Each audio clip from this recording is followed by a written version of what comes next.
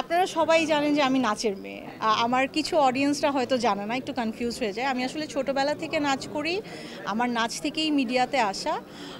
আগে অনেক বেশি আমরা স্টেজ প্রোগ্রাম করতাম, স্টেজ পারফরমেন্সগুলো হতো, শিল্পকলা একাডেমি থেকে শুরু করে দেশের বাইরে গভর্নমেন্ট ট্যুরগুলো হতো। বাট এখন আসলে নাচের চর্চাটা একটু কমে এসছে।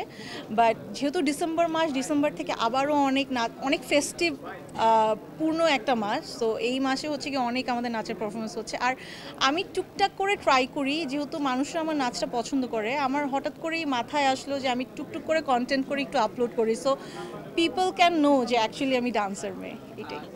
সিনেমা আসলে আমার যখন করা হয়েছে তখন আমি খুবই ছোট ছিলাম, আর আমি একদমই ইন্টারেস্টেড ছিলাম না, ওই অবস্থাতেই আমার করা হয়ে গিয়েছে। বাট এখন আসলে অনেক সুন্দর সুন্দর সিনেমা হচ্ছে, আমাদের সিনেমার ক্যারিয়ার অনেক ভালো হয়েছে ইনশাল্লাহ। আমি একটু আসলে ডিফারেন্ট টাইপের গল্প খুঁজছি। সিনেমার অফার আসছে না যে তা না, অনেক অফার্স আসছে, বাট আমি একটু ডিফারেন্ট টাইপের ক্যারেক্টার প্লে করতে চাই, যেভাবে আমাকে কেউ আগে কখনো দেখেনি। দ্যাটস ওয়াই একটু ওয়েট করছি। স্বপ্নের চরিত্র না, আমি জাস্ট ট্রাই করছি যে মানুষের সবসময় আমাকে অনেক গ্ল্যামারাস ক্যারেক্টারে দেখেছে, আমি চাচ্ছি আমার ক্যারেক্টারটাকে একটু ভেঙে, যে আমাকে বেস করে নিয়ে কোনো যদি স্টোরি থাকে, সো ওইটা আমার জন্য অনেক বেশি চ্যালেঞ্জিং হবে। সো আমি চ্যালেঞ্জিং কাজ করতে চাই আসলে। আমি একটু আগে বললাম যে হ্যাঁ, আমার দুটো ওয়েব কন্টেন্ট নিয়ে কথা হচ্ছে, ইনশাল্লাহ এটা 2025-এ কাজ হয়ে যাবে। এনিথিং নতুনদের হাতে তো সব কিছু একটা সময় ছেড়েই দিতে হয়, নতুনরা না আসলে নতুন করে নতুন সম্ভাবনার সৃষ্টি হয় না। সো গুছিয়ে নিতে একটু সময় লাগবে, বাট আই হোপ বেটার কিছু হবে। আমি বাংলাদেশের কাছে অনেক ভালো কিছু এক্সপেক্ট করি, এটাই। ভাইয়া, সিন্ডিকেট আসলে সব জায়গাতেই থাকে, বাট এগুলাকে কেয়ার করলে আসলে কেয়ার করা হয়। আমি একটা জিনিস খুব মনে প্রাণে বিলিভ করি, যে আজকে আমি শখ আপনাদের সবার সাপোর্টে, আমার দর্শকের ভালোবাসায়, প্লাস আমারও একটুখানি আমি মনে করি আমি হয়তো বা একটু ভালো কাজ করেছি, যে কারণে আমাকে সবাই অ্যাকসেপ্ট করে নিয়েছে।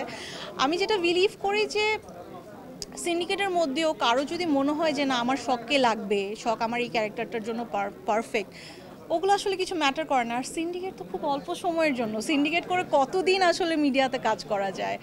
আর আমি পার্সোনালি আর্টিস্ট হিসেবে বলবো, আমরা আর্টিস্টরা আসলে ফুলের মতো, এখানে কোনো ধরনের পলিটিক্স, সিন্ডিকেট এগুলো না করাটাই বেটার। আমরা আমাদের কাজের পরিচয় আসলে মানুষের মন জয় করি। সবাই যেন এইসব ঝুট ঝামেলা ভুলে, যে মানুষের মনে যেন দাগ মানে জায়গা করে নেয় কাজ দিয়ে, এটাই। ভাইয়া, আমি পলিটিক্স নিয়ে একদম কথা বলতে চাই না, কারণ আমি এগুলো খুব কম বুঝি। আমি এগুলো নিয়ে আজকে এত সুন্দর একটা প্রোগ্রামে আমি বলতে চাই না। আমার তো অনেক শখ, আমি নিজেই একটা শখ আমার। ট্রাভেল করা খুব ভালো লাগে, ইটস মাই হবি। লাইক দেশ বিদেশ ঘুরতে আমার পছন্দ, নতুন নতুন জায়গা এক্সপ্লোর করা, বিভিন্ন জায়গা থেকে নতুন জিনিস শেখা, বিভিন্ন নতুন নতুন ফুড ট্রাই করা, এটাও আমার একটা শখ। আর রিসেন্টলি হচ্ছে গিয়ে আমার মেয়ের সব শখগুলো আমার শখে পরিণত হয়ে গিয়েছে। আসলে আমার মেয়ের যা ভালো লাগে দেখা যায় এখন সব কিছুই আমার শখে পরিণত হয়েছে। আলহামদুলিল্লাহ, আমার কাছে মনে হয় এখনো পর্যন্ত সব শখই পূরণ হয়েছে। আসলে মানুষের শখের তো শেষ নেই, শখ একটু একটু করে বাড়তে থাকে। লেটস সি আমার নেক্সট কি শখ আসে। Thank you.